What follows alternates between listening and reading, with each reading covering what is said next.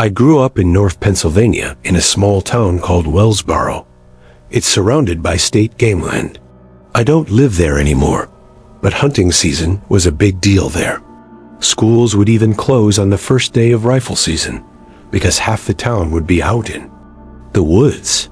My dad got me into hunting when I was about 12, and by the time I was 23, I was going out alone regularly. This happened during the late archery season in November of 2021. I remember because there was already a light dusting of snow on the ground, which made it easier to track movement. I had permission to hunt a large piece of private land owned by an older guy my dad knew from work. The property was around 70 acres of thick woods with a small clearing and an old logging trail running through it. There was also an abandoned hunting cabin way back in the woods that nobody used anymore because the roof was starting to cave in. I had been there maybe 4 or 5 times before and never saw anyone else. That morning, I got there around 5:15 a.m. while it was still completely dark. I parked my truck where I always did near a rusted gate and walked in with my headlamp on. The woods were dead quiet. I remember having this weird feeling like I was being watched before I even got to the stand, but I just blamed it on being alone in the dark like always. I climbed into my tree stand about 20 feet up and waited for daylight. About an hour after sunrise, I noticed something that immediately bothered me. About 60 yards, I saw another tree that had not been there before. I knew the property pretty well, and I was certain it had not been there the previous weekend. It was one of those cheap ladder stands, and it looked old and weathered like it had been sitting somewhere for years, but I would have noticed it before. What bothered me more was that there were no footprints leading to it in the snow, except for one single trail of prints that went from deep in the woods straight to the base of the stand. I watched it for a while, thinking maybe someone else had permission to hunt there and just never mentioned it. Around 8 a.m., I saw movement near that stand. At first thinking it was a deer, I was dead wrong when I saw it was a person standing behind a tree. He wasn't in camo. He was wearing a dirty gray hoodie and dark pants. He was still, and he was looking in my direction. I didn't know if he saw me at first, but then he slowly raised his arm and waved. I wouldn't say it was a friendly, smiley wave, more so a wave, like he was just letting me know he saw me. I gave a small wave back, thinking maybe he was just another hunter who didn't have proper gear. After maybe a minute, he stepped behind the tree, and I expected him to walk away, but he didn't come out the other side. I waited and waited, but he never reappeared. I assumed he must have walked deeper into the woods, but I never heard footsteps. Around 10, I climbed down to stretch my legs and maybe still hunt a little. I walked toward where I saw him. When I got to the tree he'd been standing behind, I saw that the snow around the tree was completely undisturbed, except for my own tracks walking in. There were no tracks leading away, just the same single line of footprints I saw earlier leading toward the ladder stand. I looked up expecting maybe he climbed it, but it was empty. The seat had a thin layer of snow on it that didn't look disturbed. That was the first time I considered just leaving. Around noon, I went back to my truck to eat and warm up. Dark.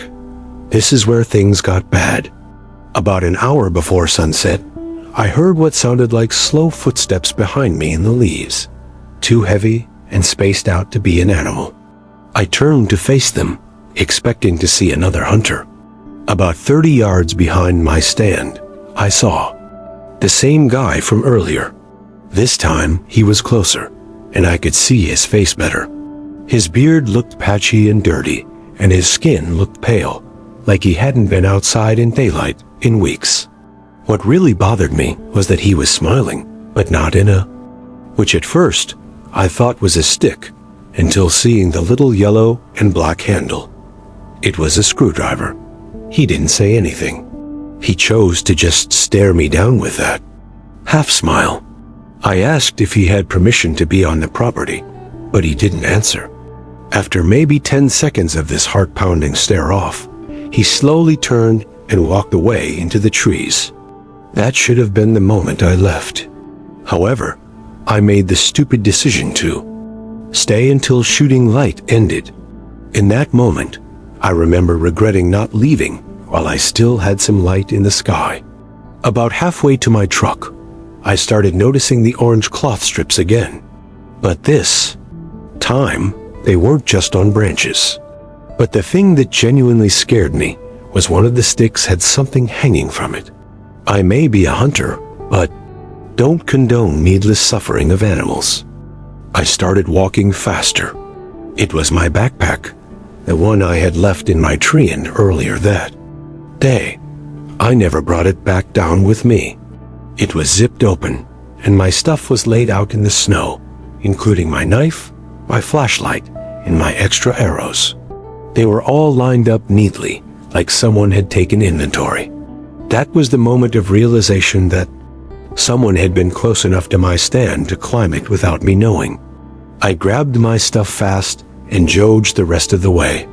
When I got to the clearing where my truck was, I had another unexpected encounter. It was like it just didn't stop. My driver's side door was open. I know I locked it because I always do. Nothing inside looked stolen, but my registration papers were sitting on the passenger seat instead of the glove box. I got in and locked the doors. And as I started the truck, I looked in the mirror toward the tree line. Was open. I know I locked it because I always do. Nothing inside looked stolen, but my registration papers were sitting on the passenger seat instead of the glove box. I got in and locked the doors. And as I started the truck, I looked in the mirror toward the tree line. There he was, standing just inside the woods, maybe 40 yards away, the guy in the hoodie. From what I could tell, he was still smiling. This time, he raised his hand again, but instead of waving, he just pointed at me. Then he slowly dragged his finger across his own throat. I left so fast I spun gravel all the way back to the main road. I told the property owner what happened, and he said nobody else had permission to be there. He contacted the game commission. About 2 weeks later, he called my dad and said officers found a makeshift shelter deep on the property, made from tarps and old wood. Inside they found animal bones and stolen hunting gear from other properties. I never hunted there again. I don't hunt alone anymore either. Definitely not in grounds I'm not familiar with. Anything can happen when you're all alone out there, yet not actually alone. This story takes place in November of last year when I was on a hunting trip with my grandpa to Crockett, Texas. I don't really get to see my grandpa that often because he owns his own company. So when he told me he wanted to go hunting, I was more than happy to go. I will say, I personally don't like hunting, but I love to camp. And I had never been to this particular lease he was taking us to, so I figured, why not? I love exploring new places. So I took a few days off from work and went down to Crockett with him. As we pulled up to the gate, I noticed there wasn't a real entryway like most places I've been to. It was just a dirt track with an iron gate on the side of a freeway. My grandpa got out of the truck to lift the gate, and then we headed down a long dirt road through the woods until we reached a clearing with an old house in the middle. While we were heading toward the house, he told me his father built it, and they used it to go hunting or just relax and take a break from life. I could definitely see that. It was so peaceful inside the woods, I could barely hear the cars from the freeway. It seemed like the perfect getaway for the weekend. Or so I thought. After we pulled into the driveway, we unpacked the truck and cooked dinner for the night. Everything seemed normal. There were old beds where we put sheets and blankets, an old TV with a VCR, and the stove was particularly old-fashioned as well. After we finished eating, we went to sleep around 8:30 so we could wake up just before dawn to go to one of the blinds. As I started to fall asleep, I heard a scratching noise coming from one of the windows with a screen on it. I didn't think anything of it and fell asleep fairly soon after that. The next morning, my grandpa woke me up to get dressed so we could go to the blind. After we got there, we settled in and surveyed the clearing. We didn't see anything for a couple hours, so we decided to take a nap. I woke up after only being asleep a few minutes and took my binoculars to look at the tree line. The tree line was about 1.5 miles from the blind. I swear to God, I spotted someone peeking around the trees right at the edge of the woods, like they knew we were there. It was almost as if they had been watching us the whole time. I was thoroughly convinced someone was watching us. So I woke up my grandpa. He looked through his binoculars, and right then, a herd of deer came out into the clearing. He just chuckled and told me there was nothing to worry about and that it was just wildlife. I was irritated to say the least.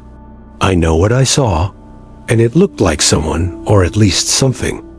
After about 30 minutes, he shot one of the deer and we took it back to the house to clean it and start skinning it. After we gutted the deer, it was about 3 o'clock and we decided what we wanted for dinner, but we needed to head into town to get some supplies. So we hung the deer up and left for the store. When we got back, we saw claw and bite marks all over the animal's body. My grandpa and I just looked at each other in shock. He looked at me and said we were going on a night hunt. I asked him what for, and he told me he thought it was coyotes, but I didn't think that was the case. This didn't seem normal. After we ate, we grabbed some flashlights and our AR-15 and went out scouting.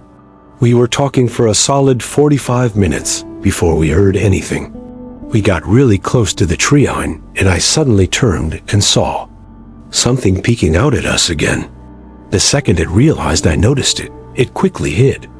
I tried everything in my power not to yell for my grandpa, so I did a light whistle to him and waved him over to where I saw it.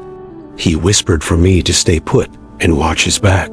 He walked into the woods with his gun raised and disappeared. I stood there for what felt like forever, waiting to hear something. After about 10 minutes, I heard a gunshot. I ran into the woods and saw a coyote with a mutilated deer next to it.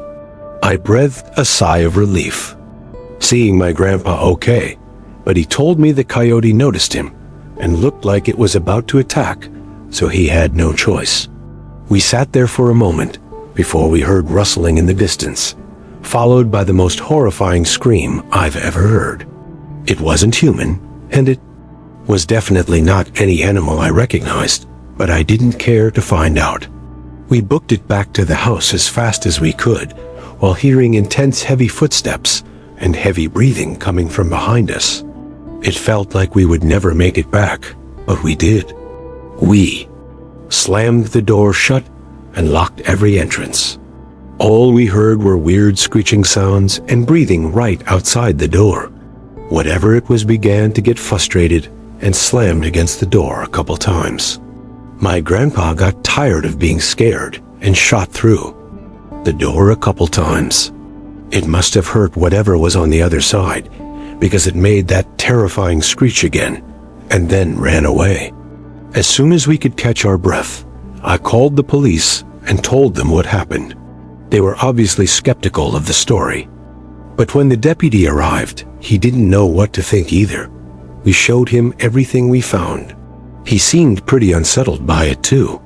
Nothing ever came back from that call, but needless to say, we probably won't ever be going back to that house again. Kyle had been asking Connor and I for 2 years to go hunting with him, and we always brushed it off because neither of us really knew what we were doing, and hunting was never something I was interested in. Kyle was the kind of guy who actually knew how to do things. Though, he knew how to gut a deer, split wood, start a fire without light or fluid, and somehow look comfortable sleeping on the ground. Connor and I were not those kinds of guys. We liked the idea of a hunting trip more than the reality of it. Sitting around drinking, In the mountains for a weekend sounded good. Hiking miles into the woods, waking up before sunrise, and killing an animal did not. But Kyle finally talked us into it late one November. He said rifle season was open, and the weather would be cold enough to keep the bugs down. He knew a spot in the mountains where he had hunted before, and almost never saw anyone else. I'm being honest, he mainly convinced us with the food and beer part in the middle of the mountains. The plan was this. We would drive up Friday morning, hike in, set up, camp, and spend the weekend hunting. I'm not a hunter, so I'll do my best to use hunting terms and whatever. Connor agreed to the trip because he would agree to almost anything if it sounded like a good story later. I agreed because I didn't want to be the only one. Still saying no, and FOMO is strong with me sometimes. We loaded Kyle's truck before sunrise and drove a few hours into the mountains.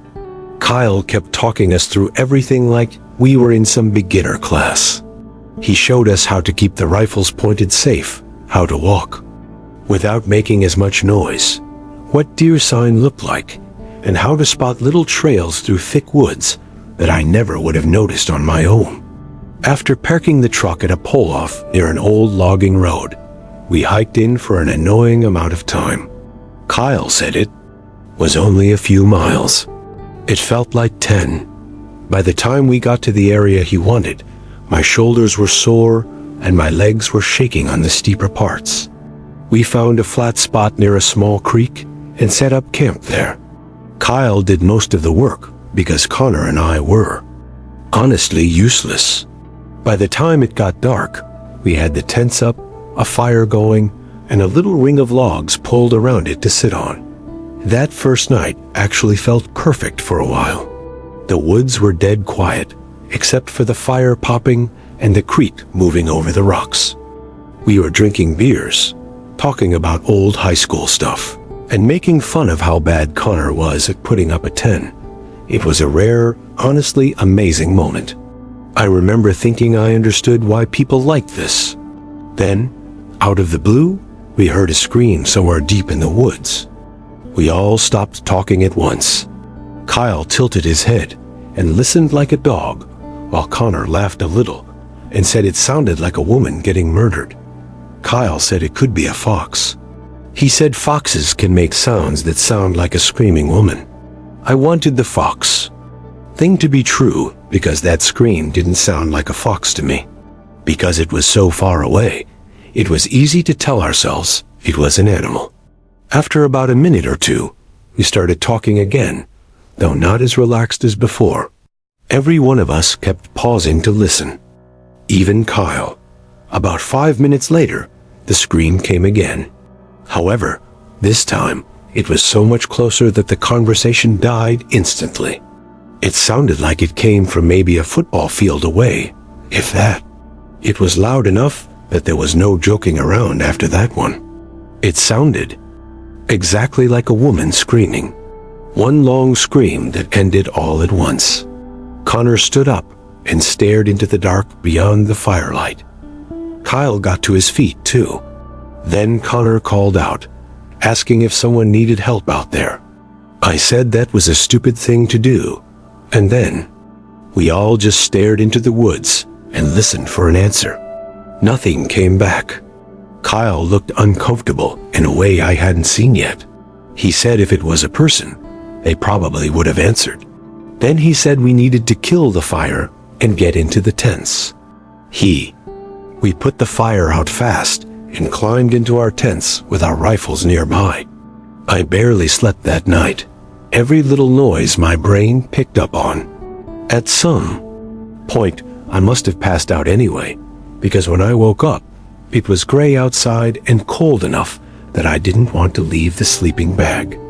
Right away, though, I noticed our chairs were tipped over and one of the coolers had been turned sideways. A grocery bag with snacks in it was torn open and dragged a few feet. Kyle's backpack was lying near the fire ring when it had definitely been against a tree when we went to bed. I called for Kyle and Connor, and they both came out half awake. Kyle looked around and immediately said a bear had probably come through. That made sense. It was the easiest explanation. We hadn't hung everything properly, and there had been food smells all over camp. The weird thing was that not much was actually gone. Stuff was moved around more than it was eaten or stolen. Still, Kyle sounded confident, and I wanted a normal explanation badly enough to accept it. He said we should move camp deeper into the woods, both because of the bear and because he wanted it closer to the area he planned to hunt that day. So we packed up and moved.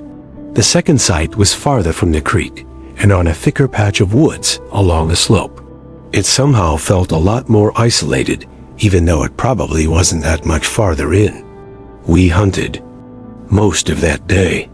Kyle split us up, but kept us within sight at first, showing us where to sit and how to watch the tree lines and openings. Connor treated the whole thing like a game at first, but by mid-afternoon, even he had settled down. There's something about sitting in the woods for hours with a rifle that changes your mood whether you wanted to or not. Late in the day, Kyle shot a deer. It happened fast. I only heard the crack of the rifle, and then Kyle yelling for us. When Connor and I got to him, the deer was down in a patch of brush. About 40 yards away, it was a decent-sized buck. Seeing a dead deer up close was different than seeing one in a photo. Kyle had us drag it back to camp, which was miserable work. Once we got there, he started field dressing it, and then showed us how to skin and break it down. Connor acted interested, but I could tell he was forcing it. I just felt sick. The smell was awful, and the whole thing felt brutal. Side note, I grew up an animal lover because of my parents, so the idea of me going on a hunting trip was already kind of crazy. Kyle was in his element, though. He explained every part of it like he was teaching a class, and by the end, there were chunks of meat bagged in the cooler, and a bloody mess off to the side that I tried not to look at. That night, we drank again, partly to celebrate, and partly because I think Connor and I needed it after helping with the deer. Kyle cut off some backstrap and cooked it over the fire. That wasn't our originally planned dinner. It was just a celebratory meal, if you'd call it that. I have to admit, it tasted good. As our surprisingly good day was coming to a fun close, the scream came back. It was distant at first, maybe even farther than that first scream the night before, but the second I heard it, I felt an uncomfortable feeling inside me, like this again. We all knew that sound now. Nobody said fox this time. Nobody laughed. Kyle stared off into the dark. Connor muttered that there was no way this was happening again. We waited and hoped that that would be the end of it. It wasn't. A few minutes later, the scream came again, much closer. And this time, it sounded like it was moving toward us the way it had the first night. It was fully dark by then, and the firelight made everything beyond it look even blacker. I remember the feeling that whoever was making that sound could probably see us perfectly, even though we couldn't see anything at all past the trees, and that made me uncomfortable. Kyle stood up and grabbed his rifle. He was trying to act calm, but I could hear it in his voice that he cursed under his breath. Then, in this weird burst of drunk confidence, he raised the rifle and fired a few rounds into the air. Right after that, he started yelling into the woods like a maniac, trying to sound bigger and crazier than whoever was out there.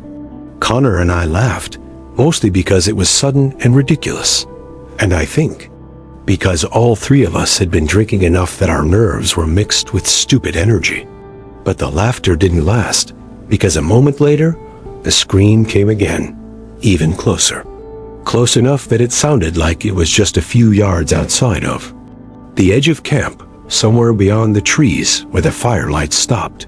Kyle stopped yelling right away. None of us said it, but I think we all realized that if it was a person, the warning shots had not scared them off. We put the fire out again, faster than the night before, Within seconds, the site was pitch black. The only light left was a weak little glow from the coals and some moonlight through the trees. We got into our tents with our rifles. I lay there wide awake, of course. I could hear little sounds from the woods, branches shifting and leaves crunching, but I couldn't tell what was real and what my mind was inventing. Then I heard footsteps, not walking, but running fast and hard around the tents and through the campsite. Something brushed the side of my tent, like a dragging scratch, like someone running an object along the fabric as they moved past. I didn't call out for Connor or Kyle because I was terrified that it wasn't them.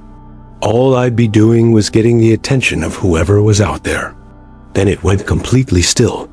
For the last time, that silence was the worst part. Maybe a full minute passed before that scream exploded right in the middle of the campsite.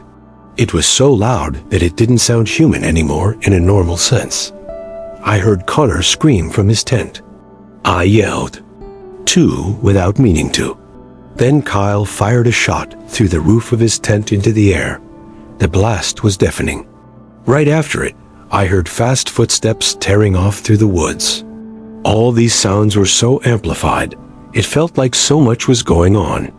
The footsteps got farther and farther away until I couldn't hear a thing. For a few seconds, nobody moved. Then Kyle shouted, asking if we were okay. Connor answered immediately in the shaky voice I had never heard from him before. I answered too. Kyle said we were all getting into one tent, and that there was no way we were staying in separate tents. After that, we crawled into his tent because it was the biggest. The three of us sat there with rifles and flashlights, barely talking. At one point, Connor asked what the hell that was, and Kyle just said he didn't. No, flat out. Hours passed like that. Every so often, one of us would think we heard movement, and everyone would go silent again. Eventually, the adrenaline wore off enough that we all drifted off at some point. When morning came, nothing looked as bad as I expected. Couple things were knocked over outside. One of the beer cans had been stepped on. A plastic tub had been moved a few feet, but nothing was stolen. We packed up at dawn without even discussing hunting again. Nobody wanted to stay another night. We hiked back the way we came, talking more as we got closer to the truck, probably because being in motion made us feel less trapped. By the time we were on the road again, some of the fear had turned into that weird laughter people have after something bad. Connor kept doing an impression of Kyle screaming into the woods and firing into the air like one of the tattooing warriors from Star Wars. Even Kyle laughed. We talked about whether we should call the sheriff and report it. In the end, we didn't. Kyle said if it was really someone needing help, they would have answered us either night when we yelled back. Connor said it was probably some lunatic messing with hunters. I said it was maybe a woman on drugs or someone trying to lure people into the dark. Both of our explanations were scary, and they felt like the easy assumptions. Truth be told, who the actual knows what the explanation could have been. I got home that night exhausted and thought I would sleep good, but I woke up in the middle of the night drenched in sweat from a dream. In the dream, I was back in the woods, alone, and I could see a woman standing between the trees. She was covered in blood, and she was screaming for help. And the way she looked right at me gave me chills even now. But I couldn't move toward her. I just stood there while she screamed and screamed until I woke up. I sat on the edge of my bed breathing hard, thinking about those 2 nights in the mountains and wondering what that dream was about. If it was my brain telling me that I subconsciously felt guilty. What sticks with me most now is the possibility that somewhere in all